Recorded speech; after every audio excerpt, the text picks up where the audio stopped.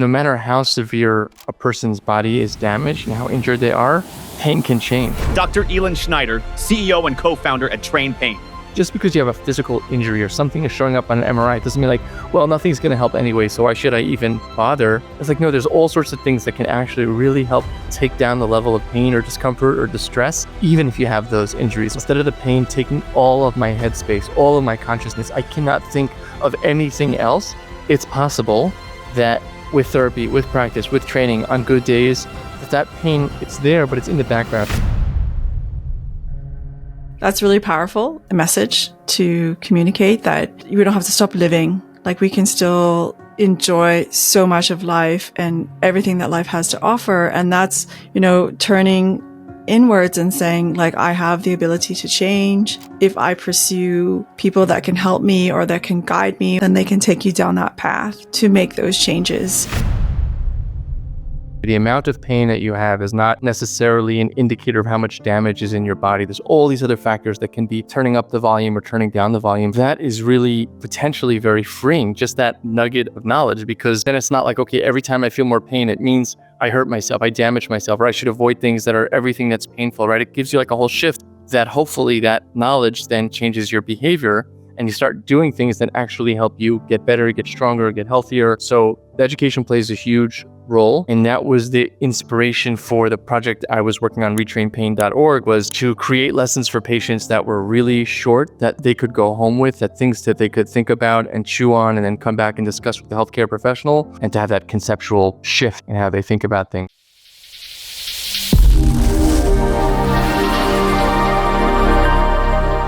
Bonded by Science, proudly presented by Noble Blocks. Thanks so much for joining me and us on Bonded by Science. I'm very excited to hear about how you got started in your journey of entrepreneurship, coming from, an academic background, coming from the clinic.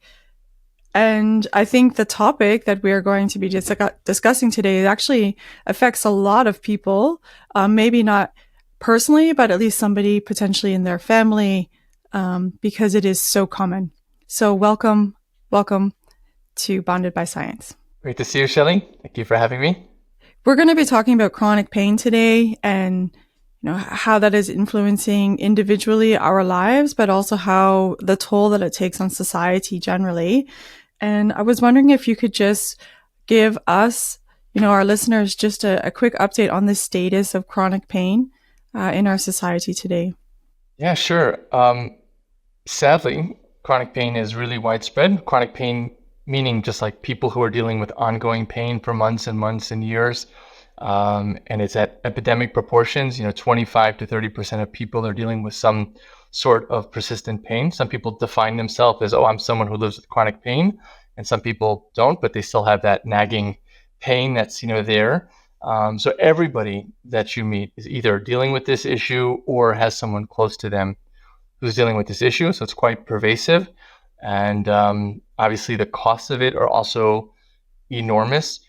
So, it's hundreds of billions of dollars a year, in the US, for example, are spent towards this problem, both in direct treatments and also the impact of people not being able to work, not being able to function.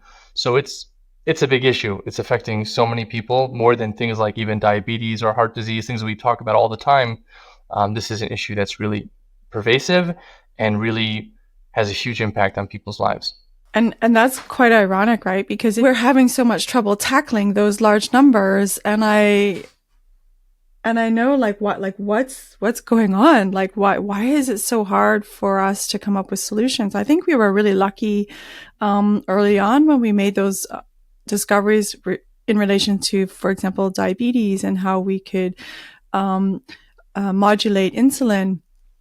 And those were some really big discoveries. And I'm wondering, where are the big discoveries for dealing with pain? And what do you think is really holding us back? I know that's a massive question.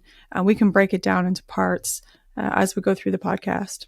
Yeah, I think, there is a lot to that. A lot of pieces there. But I think if we had to just pick one thing that is at the root of so much, is that pain is a subjective experience. It's something that we feel, but it can't be seen. It can't be seen by the experience of pain. Can't be seen on a microscope.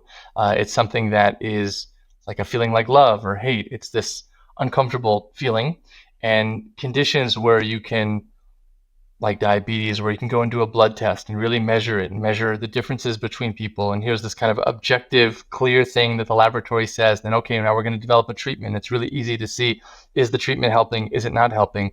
With pain, we're dealing with something that's basically completely invisible.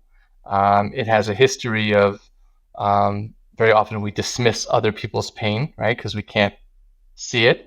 And so I think this whole lot of confusion about the mind and the body and all this stuff, I think really plays into the fact that it's really hard to study it and to study new treatments.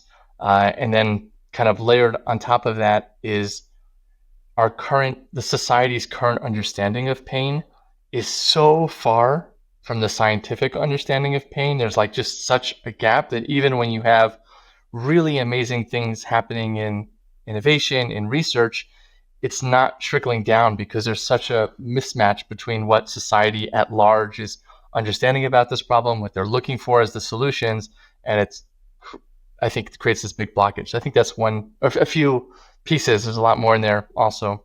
So, yeah, the trickling down effect is probably not isolated to research revolving around helping individuals with pain or with persistent pain. So I think that is something we'll see in other areas of science.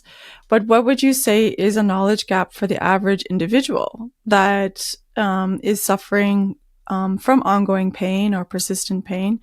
How do you think has science helped in that regard to fill in some knowledge gaps for the individual? Yes, I think there's a few areas of like common misunderstanding or, just kind of different ways of looking or understanding the problem. One pervasive issue is like the mind-body split that you have, physical problems and then you have mental problems. And this kind of trying to divide pain. Okay, well, is this like a real pain or is this something like you're just imagining or psychological? That whole dualism, I think, creates a lot of barriers for understanding pain. And then I think also this idea of like everything has one cause or one kind of sustaining factor, right? So what is the one thing that caused my pain, or what's the one thing that's keeping my pain going? And I need to search and find that one thing and then fix that one thing. Whereas we know from science that there's so many different factors that play into this complex experience. That grouping of factors is going to be a little different from each person. The treatment is probably going to have to touch on a few different of these factors. So that's also a big split, I think, in how a lot of people think about pain versus what the science says. That creates barriers for better understanding and better treatment. When I was doing some research within this field, I remember because I came at it with an engineering like mindset, so it was very much into like how do we measure this, like what engineering solutions can we develop to tackle this. And what I did learn was that education about pain was super powerful than most of the things that we could build in the engineering lab. So how has education, in your opinion, how has that played out for this issue? Yeah. So I started in engineering in school and dropped out of engineering school and became a physical therapist. So that's interesting. But I didn't learn so much about, like, there was so much of my own that I didn't know about pain, even coming out of school, graduating, and then working in the clinic with people with had strokes and traumatic brain injury and spinal cord injury. And I saw people dealing with lots of pain. And the models of how we understand things that I learned in school did not apply. It didn't make sense. It didn't really explain why, for example, someone with a really severe scoliosis has no pain and someone else with a tiny amount of scoliosis has severe pain. I didn't have answers for those things. And also, I didn't understand why people were getting better. Right? We always think about why aren't people getting better, but it's also really bizarre why people do get better. Someone comes in and they have some, deformity in their spine. They go through therapy, they start to feel better, but they still have the deformity, right? So how are they feeling better? So I started exploring a lot of different avenues of trying to understand this issue better. I became a yoga teacher. I thought maybe there were answers there. Studied the work of Dr. Sarno, then got really interested in neuroscience. So the neuroscience stuff was really interesting. And as you know, and maybe some of your listeners know, there was a lot of work being done, let's say like 2007, 2008, like on this idea of like teaching patients neuroscience or teaching patients how to understand pain. And that definitely had a big influence on me, both in understanding my own pain, understanding pain from my patients, but also understanding my own pain. I was also dealing with a persistent pain, and just understanding, like just learning that, okay, the amount of pain that you have is not necessarily an indicator of how much damage is in your body. There's all these other factors that can be turning up the volume or turning down the volume. That is really potentially very freeing, just that nugget of knowledge, because then it's not like, okay, every time I feel more pain, it means I hurt myself, I damage myself, or I should avoid things that are everything that's painful, right? It gives you like a whole shift that hopefully that knowledge then changes your behavior, and you start doing things that actually help you get better, get stronger, get healthier. So education plays a huge role. I found that like in the clinic, it's really difficult. So for example, if you're working in a clinic and a patient comes in and you're just meeting each other, they don't really trust you yet. There's no relationship. They tell you a very complex story, maybe something that they've been dealing with for many, many years. There's a lot of complexity to it. How could you in like 5 minutes, 10 minutes that you have left in the session impart like a different understanding of pain? It's not really possible. And I know that in my own journey of thinking about pain and evolving how I understand it, it was a journey of years of like changing thoughts about things that went very, very slow. And so how can you expect a patient in like 5 or 10 minutes of a discussion to all of a sudden have this kind of paradigm change? And that was the inspiration for the project I was working on, ReTrainPain.org, which was to create lessons for patients that were really short, that they could go home with, that things that they could think about and chew on and then come back and discuss with the healthcare professional.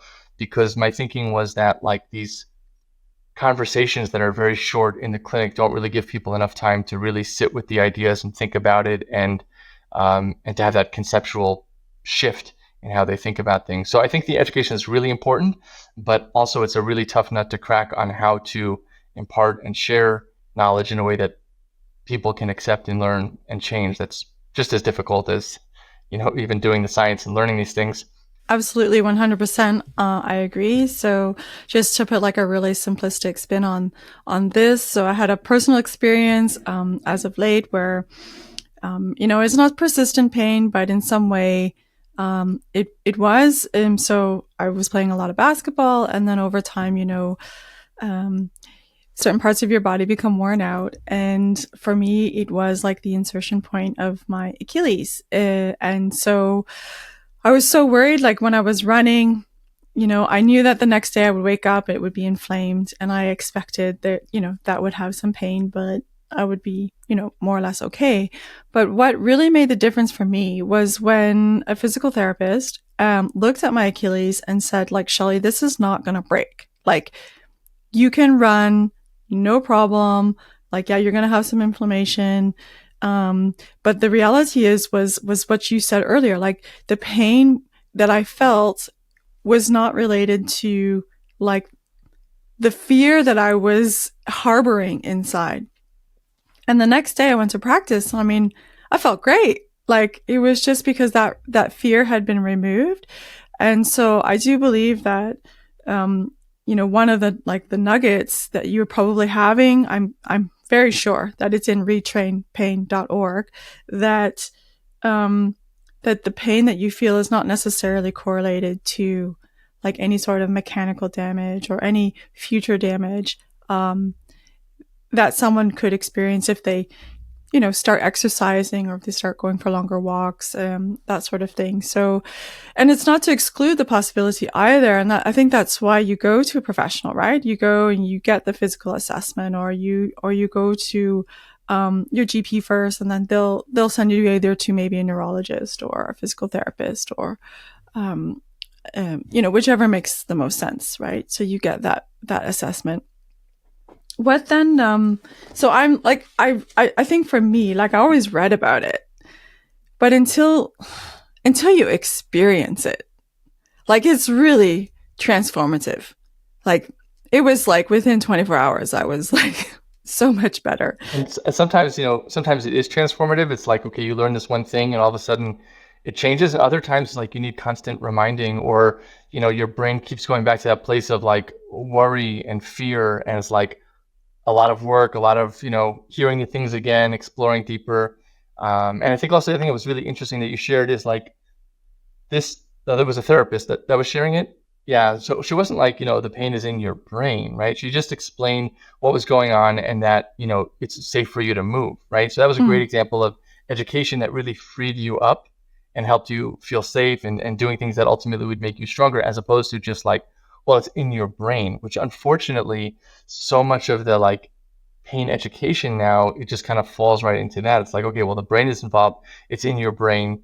And then you get to this whole thing, well, is it in the brain or the body? Or people don't relate to that. But really, the goal of the pain education isn't so much to convince people about the role of the brain or that it's not real, but what's safe for you to do, and helping people feel empowered to take action and live their life more than like, okay, understanding the neuroscience or understanding how much the brain is involved. Yeah, and I think there was certain parts of the educational material that came out that really talked about, why if you go into a shower, for example, hot water may feel much more hot for you than it would for someone else, and I think I felt that was a great understanding to relay to an individual, because then they know that, okay, it's not really like I'm a little bit more sensitive, but I'm not going to scold my skin by being in the shower. Like, it's not dangerous. So understanding that, that our bodies can be influenced. Yeah. I think one of the examples I often use to explain this was like every time like you like chew like mint gum, or you chew like you have a breath mint and you put it in, and then we all do it together. I had this example in the class where I would get everyone together and we'd all take this mint, and I would joke about how we were some cult or something. It went over really well, actually. And so we took the mint at the same time. And then I asked them if we had changed the temperature of the room. They're like, no. And then we like took a deep breath, and then suddenly like the air that passed through, in our mouth was much, much cooler. And I said, but we didn't do anything. Like, we simply just changed, the firing patterns of, the receptors and the nerves that then communicate information about temperature. We played a little bit with that. And so that was like a really good example of how you can modify something, but you haven't exposed them. Like, the conditions around are exactly the same as they were before. So that was a really like super powerful lesson that we taught. Both of those stories, like one is, with the injury, and like we know that after an injury, the pain system changes and it becomes more sensitive, right? So stimuli that's not dangerous is going to be painful, and that's kind of like part of the inflammatory and healing process. And then the other one is like we can even take actions ourselves that can tweak and change and modify this system. So like both of those, I think, are like two of the key pieces of how the nervous system can change, and how we have the power to actually make changes through things that we do. And that was like, I think that was also the understanding around a lot of the neuroplasticity research that came out. I think, if I'm not mistaken, it became really powerful around 2005 to 2015. I would say it was like really like tons of research were coming around, talking about how things can change. They can change in the spinal cord. Your connections can change. They can change at various parts in the brain. And this was neuroplasticity. And then we had this other term, which I know you know very well, which is maladaptive neuroplasticity. That was when the change basically was kind of unwanted, right? So it led to an outcome that we weren't particularly happy about. And I think that's where, I think you said before, like a lot of the research started to go into like the mind, like that it's all in the mind. And I was wondering if you could elaborate a little bit more on like maladaptive neuroplasticity. What is the state of the art now in relation to understanding changes in that regard in relation to pain? Oh, that's a big topic. I think, yeah. So one thing is that, these changes that take place in our nervous system, like the number one thing is that it's not just taking place in our brain, right? So we have changes that take place, even at the little nerve endings in our skin, and then there's nerve changes in the pathways in the spinal cord, like you said, and in the brain. And then even in all those places, there's changes that are in the immune system, that are in the, way that the nerves are relating to each other, and all sorts of inflammatory chemicals. There's a lot of things going on, a lot of parallel systems. So it's complicated, this whole pain neuroplasticity thing, but it's all about the system trying to protect you. It's all about the system trying to do things that over evolution seem to promote more survival. And so this term has been used quite a bit, which is like maladaptive neuroplasticity, like it's or bad pain, but it's almost like I like to think of it as just like it's just a good thing that's kind of overstayed its welcome, or it's gone too far. And we know that it's a good thing in some sense. There's even a few years ago, there were some papers that for the first time showed that in animals, if you give an animal an injury, we know that many animals will develop some sort of persistent hypersensitivity. And in these experiments, they gave some of the animals a certain type of anesthetic that prevented that process from occurring. So a bunch of animals get injured. Some have a prevention of the development of like a chronic pain. Some of them do develop chronic pain. And then they put them in an environment with a predator. And the animals with the chronic pain have a higher survival rate. So the animals that are extra sensitive, right, they engage in certain defensive behaviors sooner, and they are more likely to escape the predator. So these systems of developing persistent pain through evolution have played a positive role in some ways, but for some people, because of their genetics and other life experiences and things, it gets in the way of life. Or maybe it's because our lives are not dealing with predators and we have other kinds of challenges and things that we need to do, that some of these systems are not helping us. They're getting in the way. So I think also like thinking about it in that way kind of de-threatens it. It's not this like monster. It's your body trying to help you, but doing it in a way that is not helping you right now. And maybe that kind of like de-threatens it a little bit. Obviously, it still needs to be dealt with. It's horrible. It's suffering, but maybe that takes the threat out of it a little bit. So, yeah. That's a super fascinating study. I definitely would like to read that one. So I will ask you after to share it with me. That is super fascinating.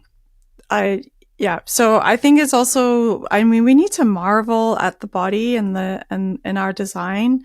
Like we have like these mechanisms in play that really do try to warn us if something isn't quite right. We know that some pain can be a different type of an issue. It's not related to a sprained ankle or an injury, but it could be related to something else. Like, I think there's like examples of like when you have like stomach ulcers, for example, would be one, right? A lot of people have felt that.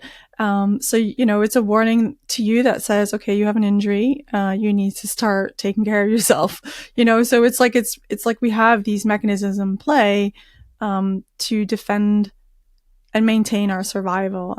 And yeah, I think we forget how sophisticated our bodies actually are at communicating that what you're doing right now isn't the best thing for you.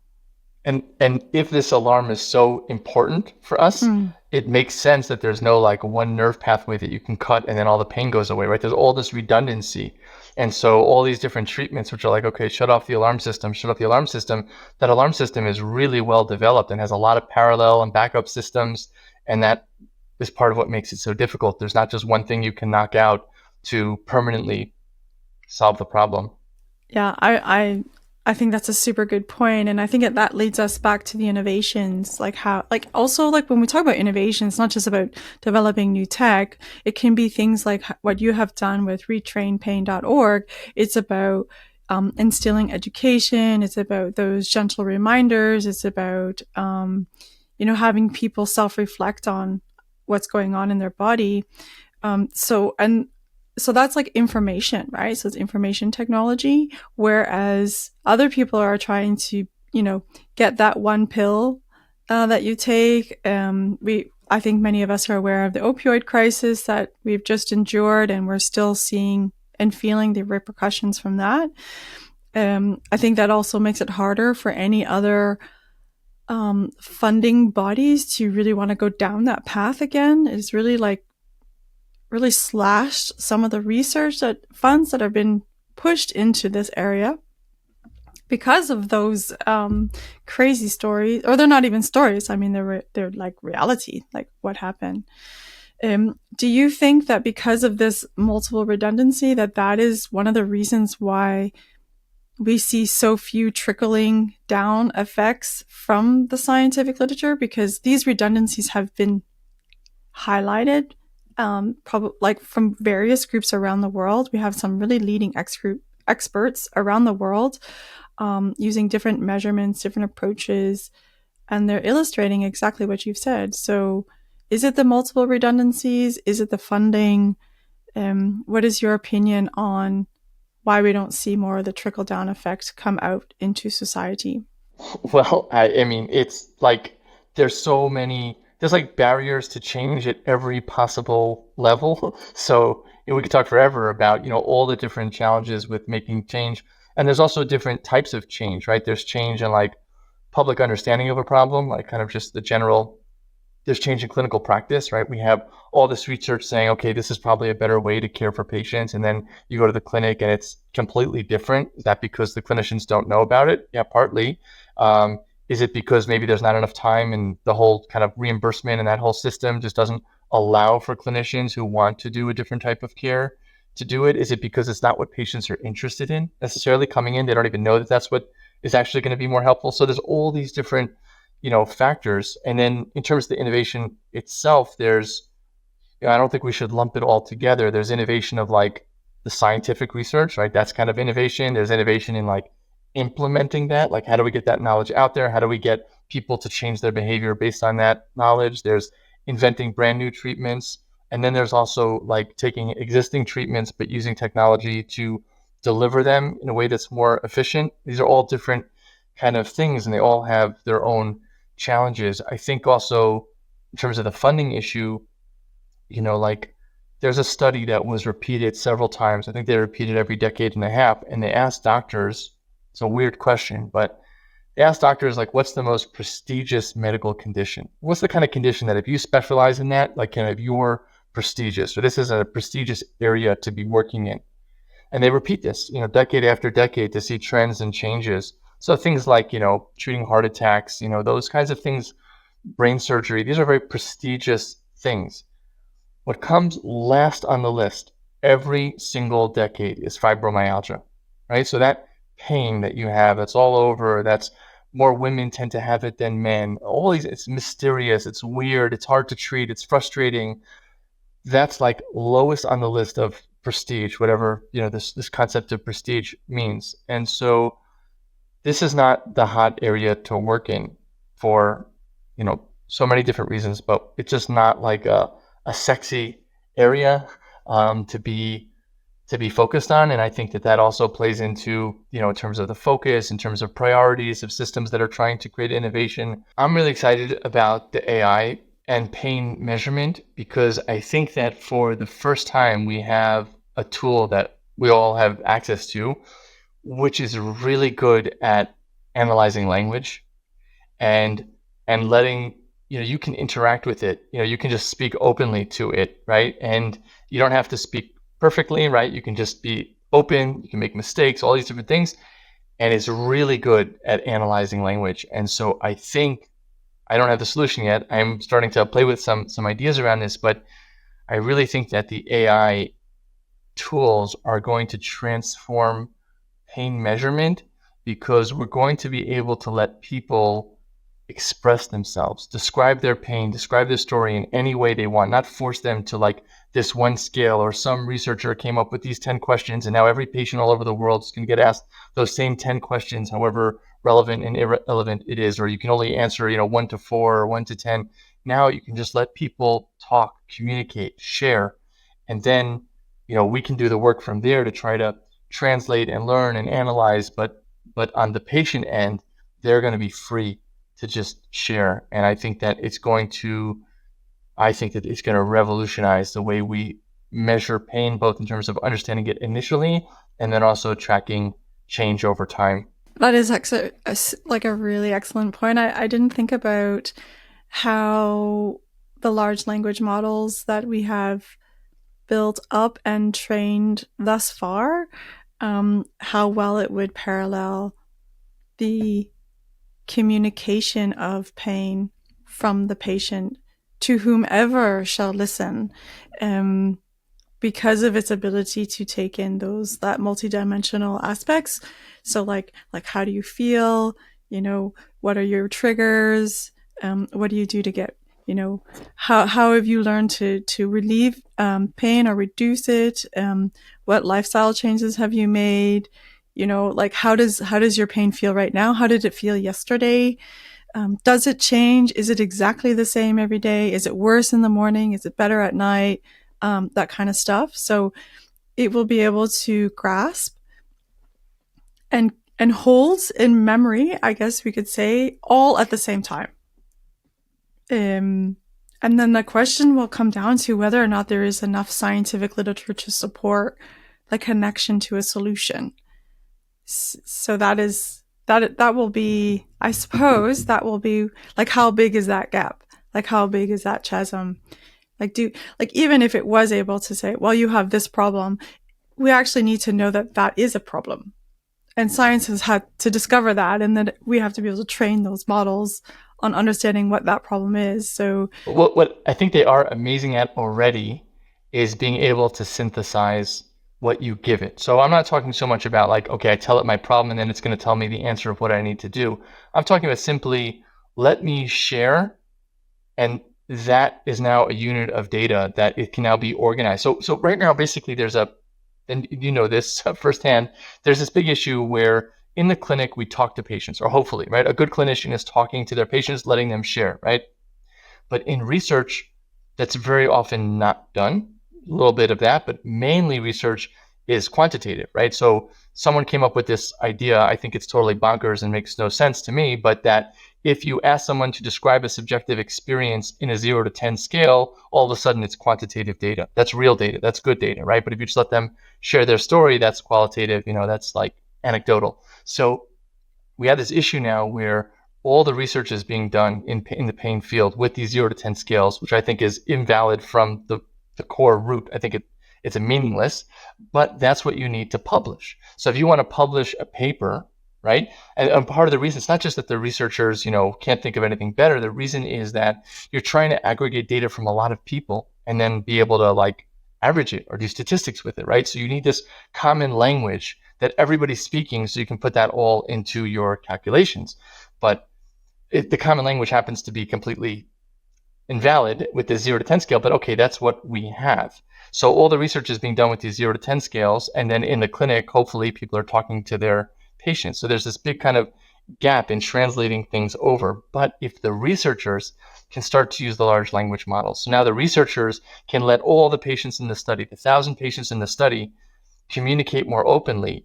And then through these large language models, after they've been able to express themselves, then that can crunch all that data and then create that common quantitative analysis among all these samples. I think that we will start to learn a lot more from the research because it will be a more valid measurement, and then that stuff will trickle down better, translate better to the clinical world. I think this is a beautiful idea. So in essence, what you actually could potentially create is like a biobank, but you're creating a biobank of stories or expression, self-expression through language. And then of course you could tag that with a few other point measures as well. So whether or not you're going to do some measures on the skin, the muscle, brain activity, you could aggregate that too. But even just focusing on the stories alone, and if you did synthesize them, so if you could develop this sort of block, I guess, this unit measure, that's one. But as long as the stories stay in their full form, then you could always query it later and get a new block, a new unit of synthesis. And I think that to me, you just got my brain going big time. So I was just thinking, I could totally see how this would work and how we could pair it with a few other things. I'm quite, is this something, you said you're working on it now. I would imagine that we're probably not the first people in the universe to think about this. So have you come across any other research that is even remotely close to this? So I'm talking about it and working on some things, but I'm convinced that this is what's going to be. So there's going to be many, many people working on these types of things. I have zero doubts that this is what's going to be because it is so much better than what we have now. And the implementation is going to be not that difficult compared to the way we do things now. So to me, it's just like obvious that this is, where it's going to go. And I expect everybody, or not every, a lot of people are going to be working on that, I'm sure. Yeah. Wow. Okay. So, I mean, from this, we can obviously get a sense of your entrepreneurial spirit. You have worked on 2 projects that are related to each other. Can you tell us, can you, can you explain that connection and how you went from A to B? Yeah, sure. So I always want to I'm always questioning things. Like many people, does it have to be this way? Is there a better way that we can do this? I can't stand that we just do things the same all the time. And so I've tried to take that spirit in a few areas. So one was in the clinic, right? Like seeing clinical practice was not matching what the literature is sharing and trying to work on new clinical models, new ways of delivering care, even in how we explain the therapy to a patient or how we package the sessions or how we set up the goals of the session or what we do in the session, like that kind of stuff. That was innovation in the clinical space. I had the opportunity to work on creating some novel programs for pain care. Then moving into the education. So can we create new tools to help both the patients improve slowly over time their knowledge about pain? And then I also created a project to like an online training for healthcare professionals to help them in their journey of upskilling and learning more. And one of the key things I did in that project was instead of doing like a weekend course, there's so many weekend courses. People go into the weekend course and they come back and it's interesting and they'll talk about it, but usually they go back to practicing almost identical to before they went into that course because there's not really enough time to really assimilate and to create change. And so the course that I created was a 4-month course where information is dripped over time slowly. That's and giving the healthcare professional the time to really take a few ideas, think about it, implement it, test it out, try it out, see what works, see what doesn't work, and then a week later get some other new ideas, and to drag that out deliberately over a longer period of time to really allow people to very slowly create more meaningful change and deep learning. So that's a project also at ReTrainPain.org. It's something I'm fairly excited about, proud of what we've done with that. And then the next project was thinking, okay, well, so much of this was about like implementing what we know. So sharing the knowledge that's in the science and seeing if we can help the patients understand that, help healthcare professionals understand that, maybe create clinical spaces that are delivering that. But when the next project was like, okay, if we start from scratch, like absolute scratch, okay, this is what we know about pain. This is the technology tools that are available to us. What kind of crazy idea would we come up with if we were just like totally thinking from scratch? And where I saw a real gap in terms of the tools that we already have. We have so much we do in the clinic for the movement system. So anybody who has pain, pretty much, you go to a physical therapist, you're going to be getting exercises, you're going to be doing movement of some sort, and that's great, and we need it. But movement is not pain. Movement's affected by pain, movement affects pain, it's obviously very intimately connected to pain, but it is not pain. And then you have things that we do for learning, changing cognitions. That's also very important, all the education work, but it's not actually, I still think, close enough to the actual pain system. Then we've got, relaxation, the autonomic nervous system. Can I learn how to self-regulate? Can I calm myself? Also great, because we know pain changes your autonomic nervous system, changes the autonomic nervous system, change pain, but also it's like a little bit removed. So I was thinking the thing that's the closest to pain, it's not pain, but it's like another step closer, is the sensory nervous system. So we have like no tools in our toolbox that actually are directly trying to change sensory processing. All the things we have are movement, cognition, relaxation, autonomic nervous system, but we don't have tools for the sensory nervous system. I got really excited about some work that was done by heard of Floor and Lorne Mosley and some of those great scientists and doing trying to retrain the nervous system through sensory perception exercises, trying to actually change how is the brain perceiving and responding to sensory information. But what they were doing, because the technology wasn't available, were things that were manual, that were very clumsy, because it was just kind of testing out these ideas. And I was thinking, okay, could we create a system that would empower or enable people on their own to, in a targeted way, retrain how their brain is perceiving and responding to sensory information from specific body areas. So that was the idea. We know that the sensory nervous system has all these modulators, right? So it's got pathways that turn the volume down. It's got pathways that turn the volume up. What if we could somehow train repeatedly, again and again and again, thousands of times, to get the brain to activate those pathways that turn the volume down, specifically for a specific body part? So I went into the literature and looked a lot at what kind of experiments have been done where you do something like with a sensory task and you measure the brain at the same time and see those different sensory inhibitory circuits get activated. And then could we take that knowledge and kind of implement it into a system? So the system we created is a tactile stimulator. So it's very confusing because it looks like a TENS device, but it's nothing like a TENS device. Okay, so just for people that don't know what TENS is, could you just explain? Because the TENS device is like, that's an acronym. So, yeah. Yeah, so TENS device is basically small electric device that has these two little wires coming out of it with two stickers, and you put the stickers on and it gives you this like buzzing sensation.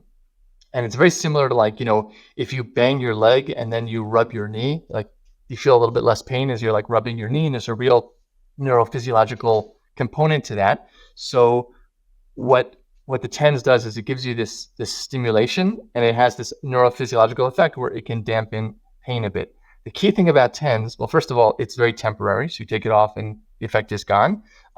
It's nice that it's cheap. It's something that you can use on your own. It's a great potential tool, but it's very temporary. And also it's doing something to you, right? The machine is doing the work.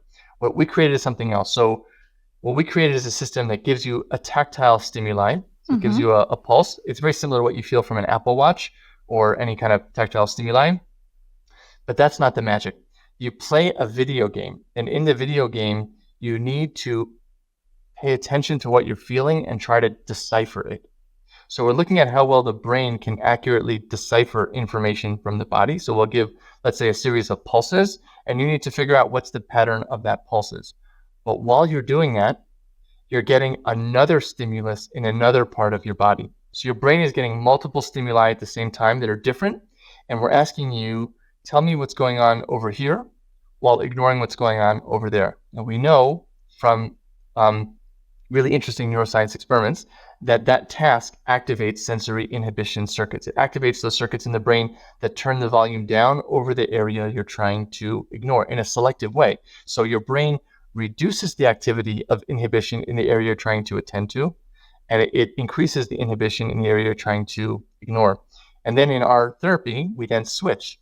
So now the area you were paying attention to, you now have to ignore. The area you were ignoring, you now have to pay attention to. And then we switch again, and we switch again, and we switch again. And we're trying to train the efficiency, how quickly and how strongly the brain can selectively activate these circuits on demand. And there's a few other elements to what we're doing, but that's kind of the core principle, is we're trying to train these sensory inhibition circuits in a body-specific way, and then do that repeatedly through gaming. Okay, so we covered a lot in the last short while. So I just want to back up a little bit. So first of all, congratulations on this achievement, because I totally get it. I follow it. So if we just go back to like the mint idea. So when you put the mint in your mouth, essentially what you're trying to do is you're trying to make it so that that cool sensation that you feel from the mint, that you can train the brain to selectively dampen the intensity of that change. And the method, so the air is no longer as cool when I breathe in, because I have developed a skill. Like, this is, to me, is like you're training a skill, and you develop this skill to really dampen how intense you want that change or that input or that signal to be perceived. So, and as you mentioned inhibitory, you mentioned inhibition quite a bit.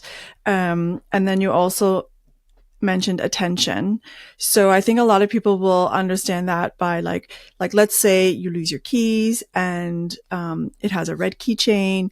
And so like everything that you're starting to search for in your bedroom, in your car or whatever, you won't see the blue pair of socks that you lost a long time ago because you're only really focused on the red keychain. So we do have this ability to selectively tune in and tune out on whatever our attention directs us to. So that is like something that is like inherent.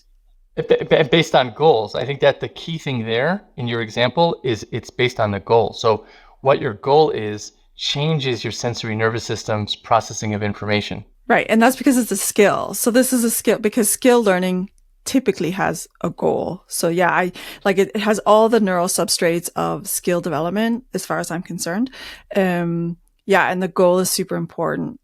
So that is super cool. So just to reiterate, so we have you teach me how to train my intention and to selectively inhibit other parts of the body that are being stimulated. So normally I would maybe if I was getting tapped on both shoulders, I would like pay attention to both if I didn't have someone that said, what's the goal? So one of the key kind of like background pieces is that there's an assumption that someone who's been in pain for a long time, that their brain is going to prioritize certain types of signals. Like if you're always dealing with a certain threat and you're on high alert for that threat, your brain is going to prioritize signals related to that threat.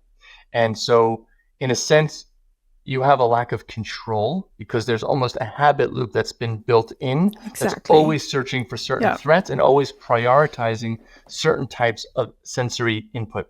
And what we're trying to do is to mix up that habit. So instead of the brain always paying attention in a certain way, through a repeated experience that's different, getting the brain to pay attention in a deliberately flexible way, where you're not just focusing on one thing, you're constantly, based on the goals of the game, constantly having to shift your goals and activate these circuits in a more flexible way. So it's not about learning to just ignore or just intend. It's trying to restore some of that healthy flexibility in how the brain processes information to free your brain up to kind of break those repeated loops of these pain circuits firing and to get your brain to be more flexible to other types of stimuli that are out there. My brain can now be free. I can pay attention to this. I can pay attention to that. I'm not just being dragged around by these bottom-up signals. My brain can actually have more flexibility in what sensations it's choosing to notice. Yeah. So would you, like, if you had to boil it down, would you say that you're really just like you're retraining attention?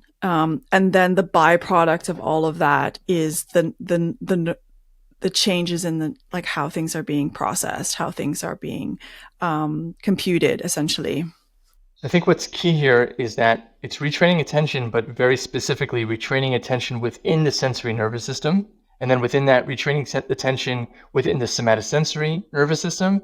And then within that, retraining sensation in the somatosensory nervous system specifically for certain body parts. So I think that like the closest experience that I've had to what we built before we built it was in something like a body scan mindfulness meditation. I'm also a yoga teacher. I've done that with many, many patients, but that activity is very abstract. There's no feedback. It's kind of like a very fuzzy experience for a lot of people. What we're doing is a very, very concrete, and the system measures how well you can do this. So our system, for example, can measure and say, wow, you have a really hard time shifting attention away from your left arm. So we can actually measure that, give feedback, and then adjust the difficulty of all these tasks, the speed, the stimuli, the distractors. And one other element that we're kind of layering in here is giving the patient a positive, hopefully positive, rewarding dopamine loops experience with the affected body parts. So instead of paying attention to sensations in my hand constantly in the context of fear and anxiety and discomfort, now I'm paying attention to feelings in my hand to win a game, have success, have fun, and to try to train the brain that it can activate those hand circuits in the brain in the context of pleasure rather than just in the context of punishment. That's that. I think that actually leads to my next line of questioning. So, because you have said like this is focusing on the sensory system, and we know that typically the sensory system is responsible for the intensity of pain. And then you have, as we talked about earlier, like that this is like it's so multimodal. So you have emotions, you have history, like your personal history. So now when you're starting to say, when you start to talk about, well, I want these individuals to also re-experience pleasure. I'm thinking, okay, because for so long they've just been experiencing, the opposite of that. So like massive discomfort or unpleasantness is what we would typically say. So like, so you're, it's, I think it's true when they say like, areas of the brain, they shrink or they don't shrink. They just become less connected. And then, they become a little bit harder to activate because you're not using them as much. That's a very simplified, expression of that. But now you're saying, well, we're dealing with intensity and then that shifts into like some of the emotional, like how like the value that we place on that experience. So the value being, is it pleasant? Is it not pleasant? And those things are really connected because when something is threatening or punishing or rewarding, right, we prioritize attention to that naturally. And so by changing the threat value, so if I have a big threat over here, but through play, I can actually decrease some of that threat value, that's also going to free up attentional flexibility. Yeah. Have you explored different levels of this flexibility existing in like people that are, asymptomatic or pain-free individuals, and what is the spectrum there? Yeah, so we did. This work is all pretty early and not like highly funded, doing massive studies. But what is your opinion then? If you had a gut. Well, we did 2 studies on this. So we did 2 studies, and one of them was just published in the Journal of Sensors, where the researchers in Belgium, at the University of Liège, looked at a sample of patients with fibromyalgia and then a sample of healthy controls, and they did that study twice. And they also did it where you measure them on 2 days and you look if it's kind of reliable a week later if there's no training that's done. And we saw a very big difference. We also looked at some control tasks. So for example, they had the patients and the healthy controls do this laterality task, which is like where you're looking at left and right and your limbs and you're trying to very quickly decide is it left or right. And that involves kind of motor planning parts of the brain. And that we didn't see a difference between the groups. Then we also gave a tactile task where you just had to pay attention to one area of the body. We did not see a difference of the groups. But then when you had this kind of multiple stimuli coming up and you had to selectively filter, that's where we saw a huge difference between the groups of healthy controls and the patients with fibromyalgia. And then when you look at, okay, does that correlate to any kind of clinical symptom or clinical aspect of the clinical history? The thing it relates to more than any other is how long you've had the condition. So the longer you've had the condition, the more difficult it is. And so I hope that maybe one day, a lot more work, this could be some sort of a biomarker of neuroplastic change over time. But so we have looked at it in that way. But that also is really important to also share that it's not like it's so much of science is averages, right? People forget that, right? They think, okay, science found something that was really strong statistical difference, but when you actually look at the group, there's always overlap. So even if a treatment works really well, there's always going to be people that it didn't work for. Or if the treatment didn't work at all, there's always going to be a sample of people that it actually worked really well for. So too here, when we look at a group level, when you say, okay, this group of individuals versus this group of individuals, okay, we see a huge difference. But certainly there's people who are healthy who perform really bad at these tasks. And there's some people with fibromyalgia who perform really well at the tasks. And it's not like it's so, everything is so clear cut. Science is very messy and there's a lot of other factors. But we did see a really strong signal in there, which is cool. Okay. I think the correlation with the duration of symptoms is actually pretty strong, and it ties into, the arguments and, I don't know if I will call it a thesis, but at least your hypothesis on like what is one of the driving mechanisms and how TrainPain actually tackles that mechanism. So I definitely see that is very aligned. And I think it's also important that you highlight that if you have something that works, it doesn't necessarily mean it works for everybody. And I think we see this coming out in a lot of the stroke rehabilitation literature as well. Like there's probably like 40 or 50 different ways that you can help someone recover from stroke, but it really comes down to like what that individual believes will help them the most, or what their personality is like, and all of that. I think there's many approaches. And I think what you have done now is you've added a tactic into a playbook that hopefully will expand over the course of years. And it's a very strong tactic as well.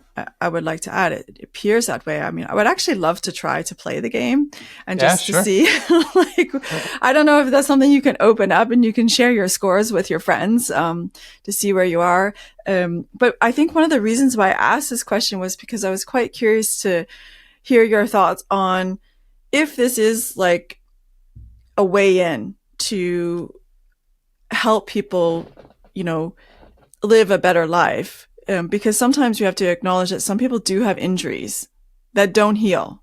Like we're not meant to drive and crash at 100 miles per hour. Like there are some limitations to the body. So it's also about like reducing and making that, the rest of your life much more enjoyable. So it's not like you can ever think, well, we're just going to completely wipe out pain or wipe it out all the time. But I am quite curious to know, like, do you feel that this approach that you have created, would that be able to provide any sort of like insulation effects, like some preventative? Because you gave this story about the rats or the mice, one that was given an anesthetic of sorts before they suffered an injury, and then those ones didn't do well down the line because they were less prone to predatory signals than the ones that had a more heightened awareness in terms of threat. But is there something here that like, could you have a measure of like how well, like, could you predict maybe, I guess is what I'm trying to say. That was a really long-winded question. Can you predict, or do you think that this tool that you've created could help predict who may respond more strongly to like an insult, an injury? Because you said before, like you have two people with scoliosis, which is a major thing. Some feel pain, some don't. Okay. Oh, you brought up so many things I want to share about. So, okay. So where to start? Where to start? So I think, okay, the first thing is that like, I think that people are really different, and we're different in the way we look on the outside. We're also different on the way we look on the inside. We're also different on the way we're wired. We're different on our life experience and genetics and epigenetics and all these different things. So it's actually interesting, if you give someone a placebo and you look at what chemicals their own brain is using as their natural pain reliever in the placebo, the chemical that their pain uses is different based on what prior experience they've had with medication. So if you've had a experience using opioids, your brain might use a different chemical inside for the placebo versus if you use a different kind of painkiller. So there's like differences between people down to that level. And so I think that these vulnerabilities to attentional changes, I think that drives chronic pain for some people. But I think that there's going to be other people where these kind of attentional changes probably play a smaller role. Maybe they always play some role, but they play, a 2% role, whereas for someone else, they're playing a 98% role. And so I don't think it's ever going to be like, the one thing that predicts for everyone.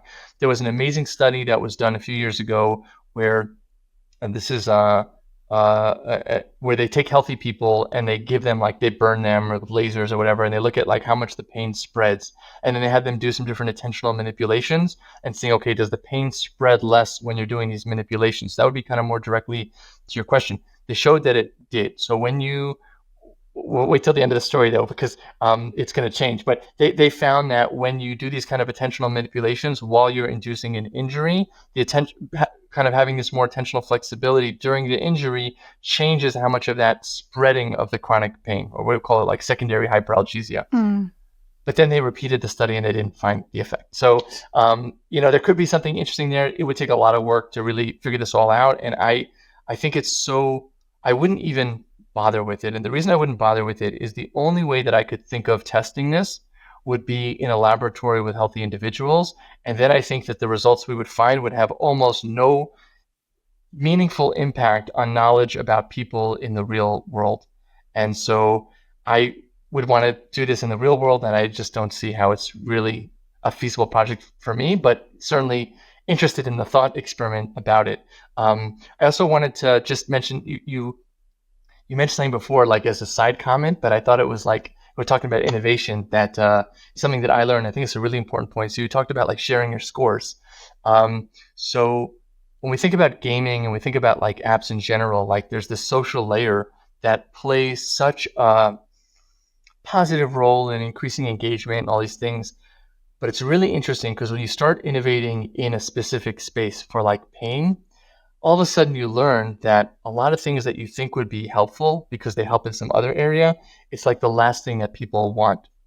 And so what we found was that like all these things like leaderboards and all these kind of gamification kind of things, for many people with pain, it's demotivating.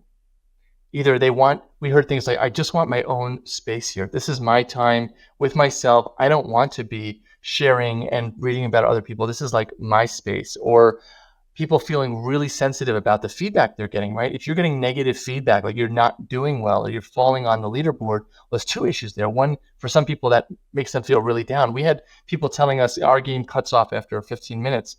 We had people telling us that if I am losing and the game cuts off, it ruins the rest of my day. I need to finish on a win.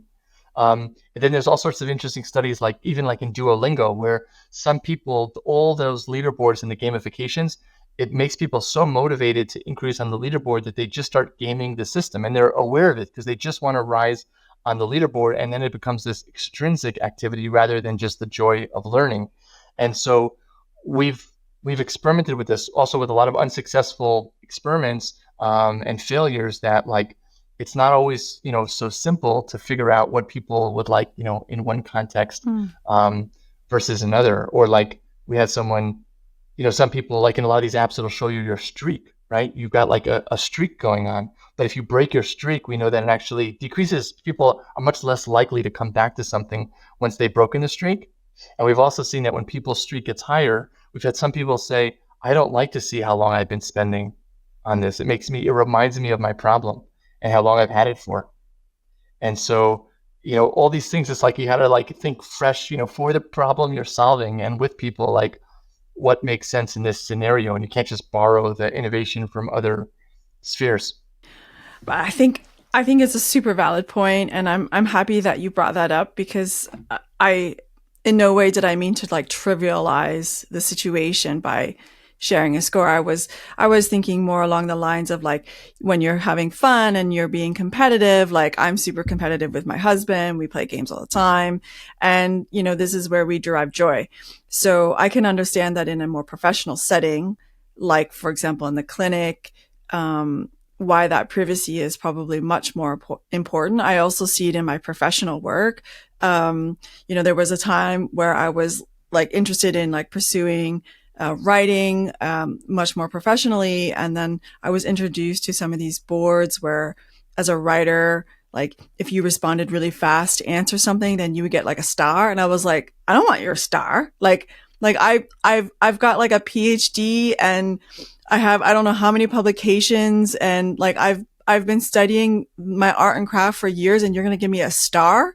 So I 100% understand, like, there are certain gamifications that just don't translate into scenarios, especially and I think, health maybe depends on the age, right? Because we know Yeah, that and also personality. Some people, everyone's got like a different, motivations. Yeah, but also in some of your professional experiences, I have felt as well. Like there's certain, I don't want a gold star. Like you can keep your star. But I know like in some like areas of like research, like especially for, I think there was like a children's app for pain. I think it was developed at University of Toronto, like the hospital there, where they had one for cancer, and it was for kids, and they gamified, right? So that made a lot of sense. I felt, it was appropriate. But I think it's great that you shared that. Yeah, keep it simple. Focus on like the real incentive.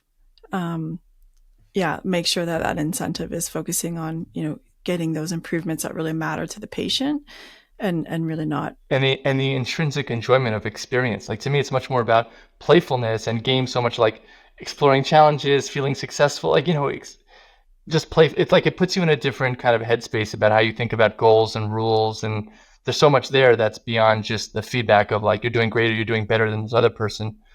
So how do like if someone was listening and they had a family member or friend, how would they get access to this technology or this setup that you have? Yeah. So we've been experimenting with different ways of delivering it and offering it to people. And one of the things, the intention initially was that it should be part of a broader care program. We never tended like that sensory exercises on their own are the be all and end all. We felt it was like a missing piece. It could be a really powerful tool, but needs to be embedded within a broader program.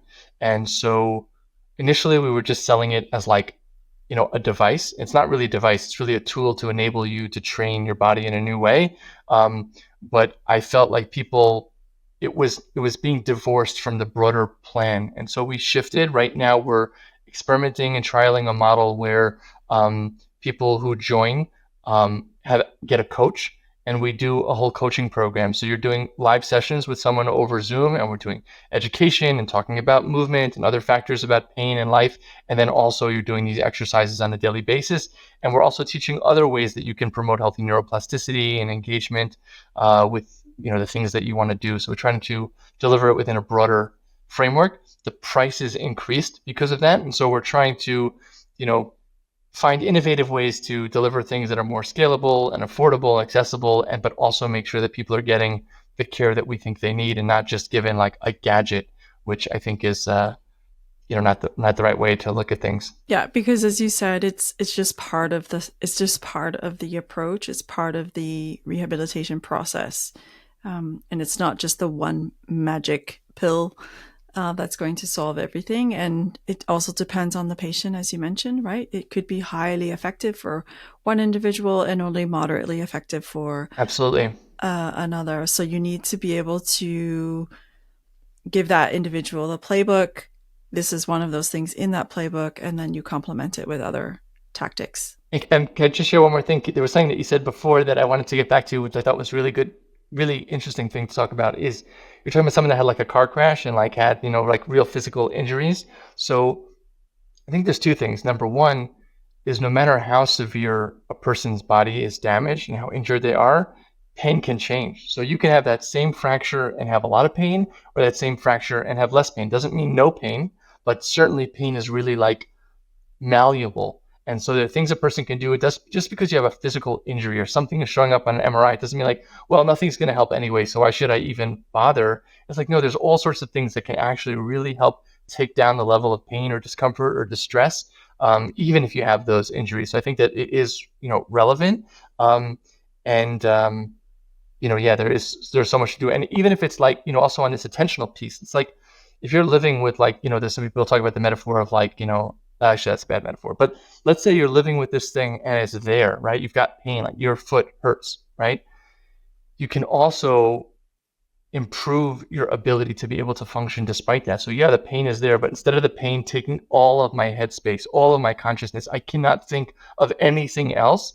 It's possible that with therapy, with practice, with training, on good days, that pain, it's there, but it's in the background. It's like an annoying song playing on a radio in the background, but you're still able to engage, enjoy, have meaningful connections, do things. It doesn't hold you back or take over your whole mind space. And I think that this kind of training of this attentional flexibility is also promoting that ability to be able to engage your attentional system and all these other things around you, even if the pain is sitting there in the background. So I think it's also relevant, even when it's not, a full cure. Yeah. So that's really powerful, a message to communicate that we do get exposed to things that can cause us pain, injuries that are, are persistent. So it is not, we don't have to stop living. Like, we can still enjoy so much of life and everything that life has to offer. And that's, turning inwards and saying, like, I have the ability to change if I pursue people that can help me or that can guide me or that can coach me.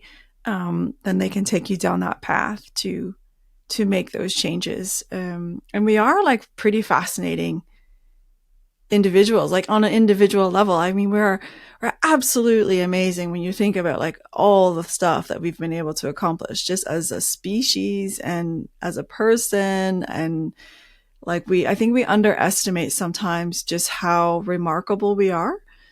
And if you could communicate that also with someone that is gone through something very traumatic, that because you are so remarkable, like, this is just a small chapter in your life and that you have so much more to live for. So yeah, that's really powerful.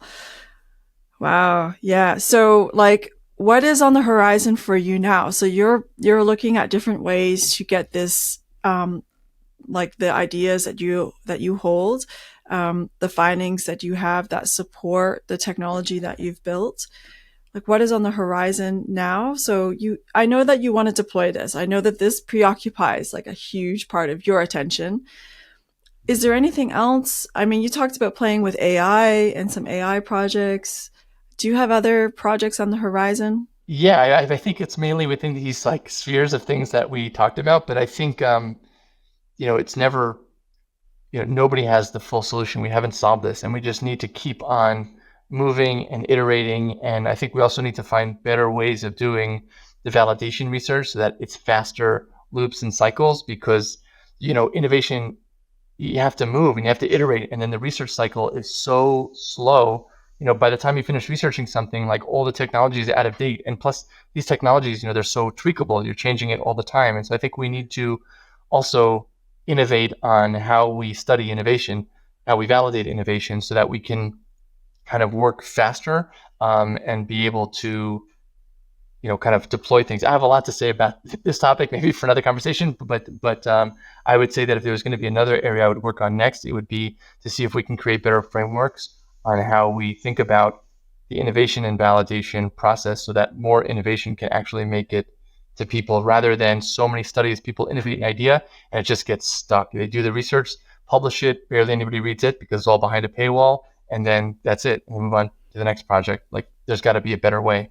Yeah, and I think the world demands it now, right? I mean, there's no reason why things should always be behind paywalls, and there's probably a lot of studies that could be run in concert as you deploy, depending on, like, the level of, the risk level of what you're deploying. Absolutely. Yeah, we're talking here about, like, non-pharmacological, non-invasive stuff. It's different than, like, a heart valve that you're Yeah. having surgery on. And we shouldn't try to validate these two things in the same way. That doesn't make sense.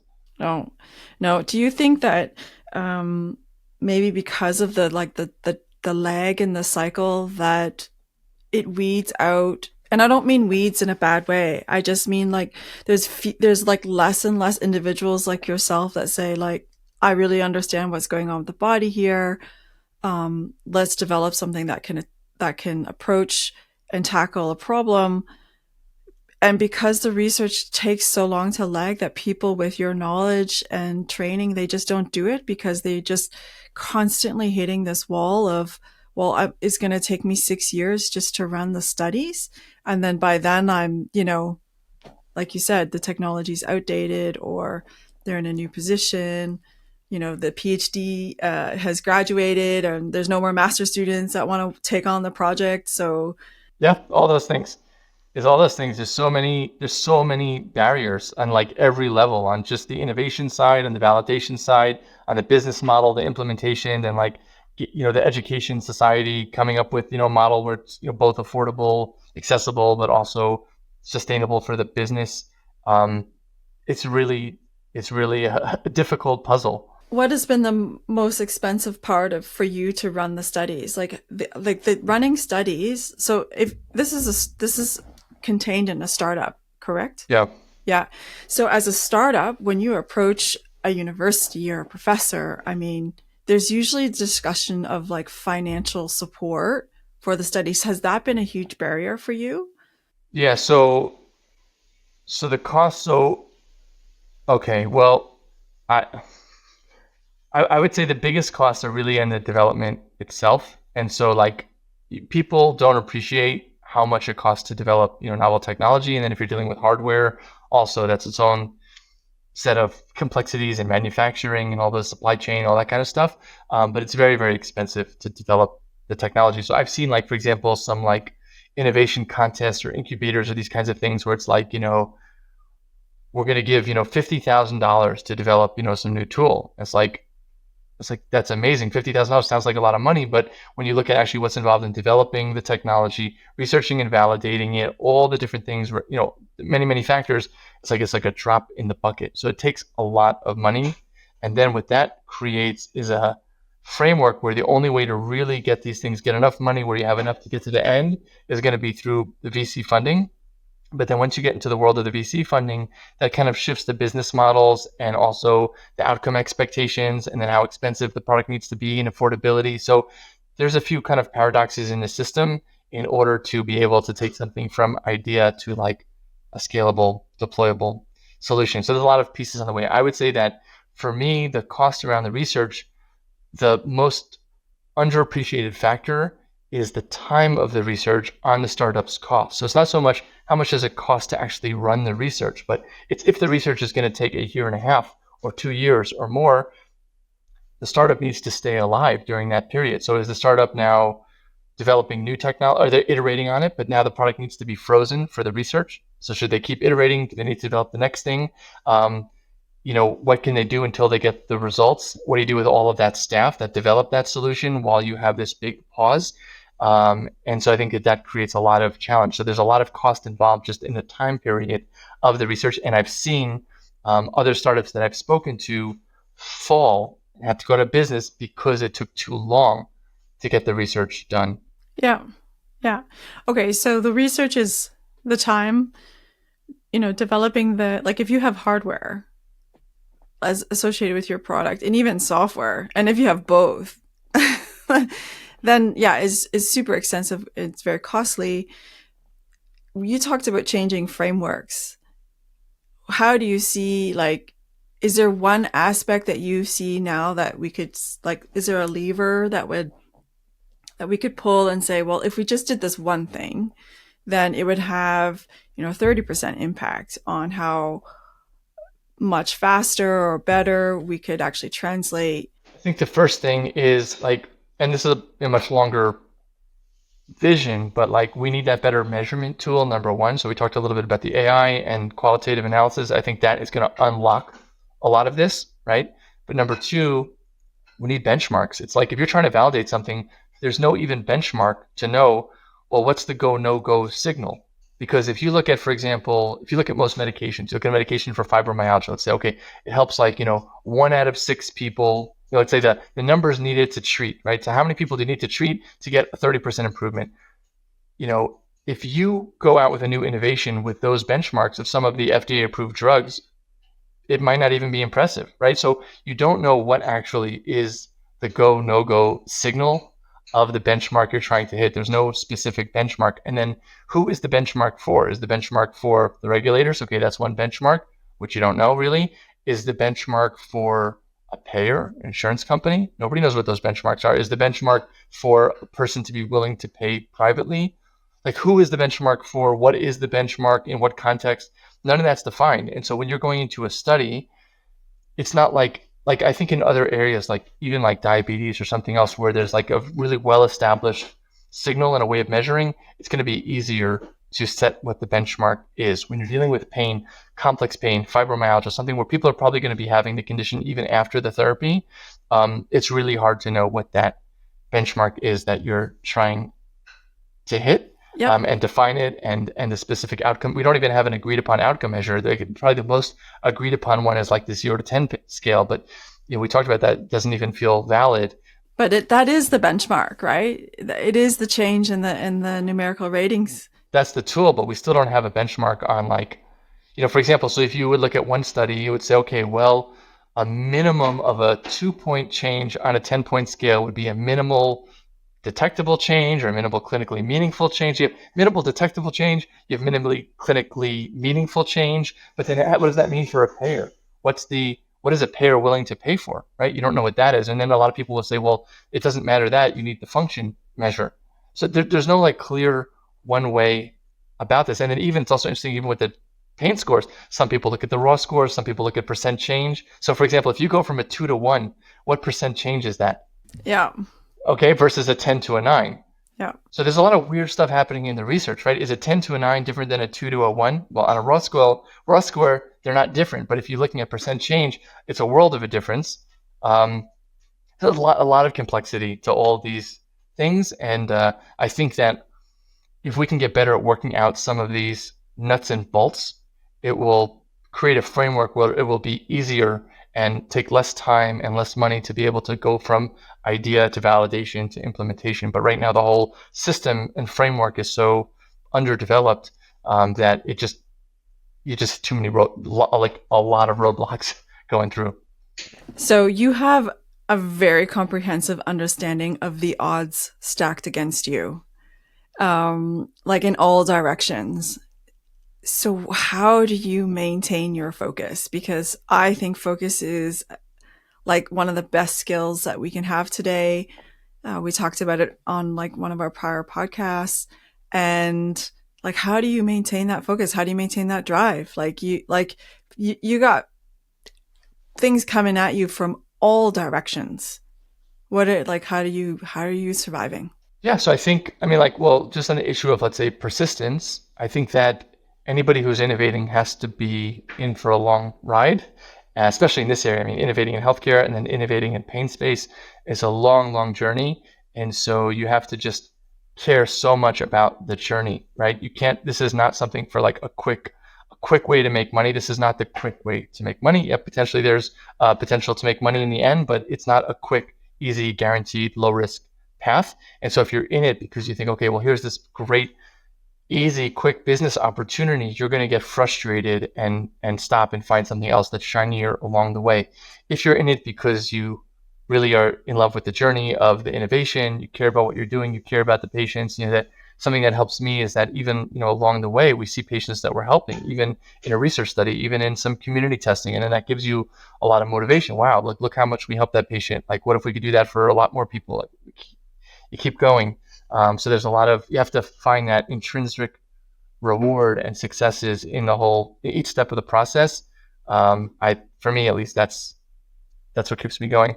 Yeah. So it's just understanding that it's every day is a new journey and you enjoy that journey, because not a lot of people would enjoy the journey, especially. I'm not saying it's not hard, but it's definitely hard. I think anyone that's walked down a similar path, and of course your path is 100% unique in that regard, but I think anyone else, including myself, that's walked down, you just think, wow, like, yeah, you always hear the stories about how you're supposed to be crazy and naive because then you wouldn't do it. I also say that about having kids, so we still do it. Yeah, so I think, yeah, I guess the best advice is just don't do it for the money. Like, you really have to believe that this journey is going to lead to what you hope for at the end. Yeah. What about like patient backing? Do you find that is there a way for you to get more support from the community? Like, have you worked on building your community around the project? And if you were to recommend others that were, embarking in this not so sexy field, as you called it, then what would you say about the community to them? So we got a lot of help from the work directly with the people who are living with pain. So first of all, our team, we have people on the team who live with pain.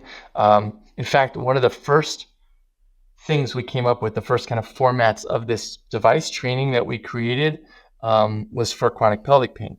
And me and my co-founder, who's male also, we developed this product for women, and we realized, like, this is impossible to test. Like, like we can't test this on ourselves, and like is a very intimate type of thing, and it's gonna be very hard to like rapidly test, iterate. So we shifted away from that and put it on the back burner. I hope we get back to it at some point.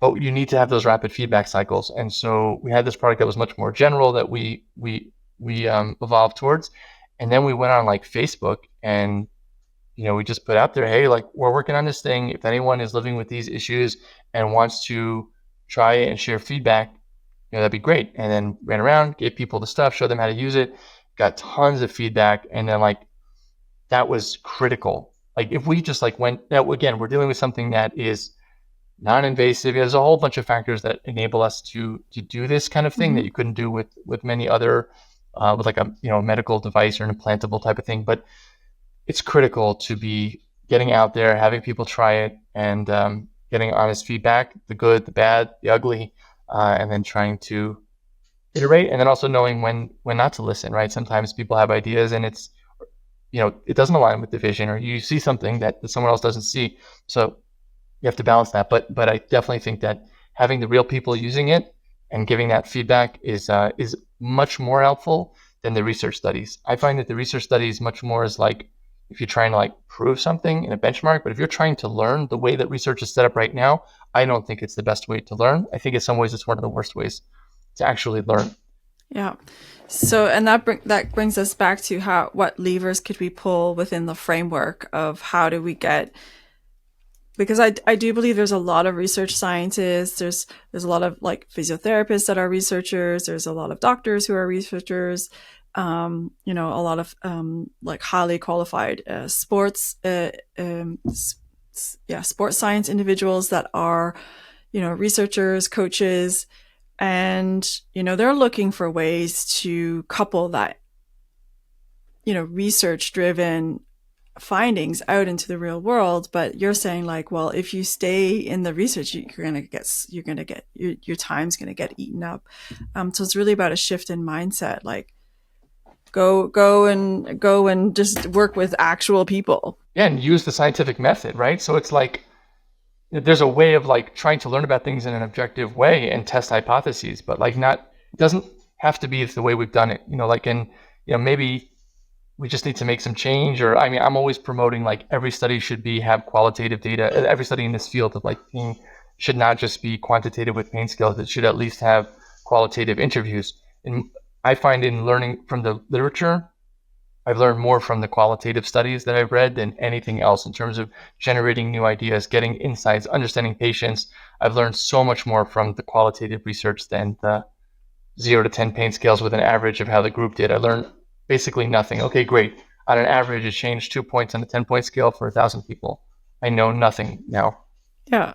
And I must admit, like I came in with a very engineering focused mindset when I started my career, which was also woven within pain science. And when I started to realize that it's not the engineering solution that is going to make, real progress. It's like you said, it's the qualitative approaches. It's the conversations that you're having. It's what I would at one time call the fuzzy stuff. I don't call it fuzzy anymore, but there was a part of my life where I considered myself like hardcore researcher, engineer.